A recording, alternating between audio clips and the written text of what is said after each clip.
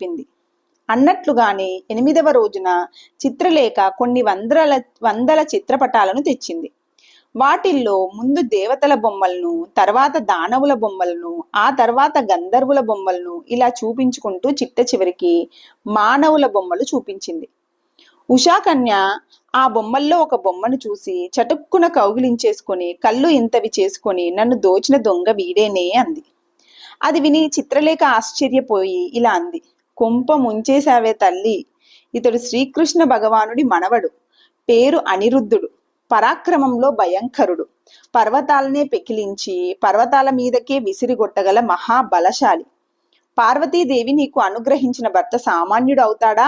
నువ్వు అదృష్టవంతురాలివి, నీకు ఉత్తమ భర్త లభించాడు. కానీ ఆ యదువంశం వాళ్ళు ఒక పట్టాన కొరుకుడు పడే మనుషులు కారు. పైగా మీ రాజ్యానికి వారికి సఖ్యం లేదు. ఏం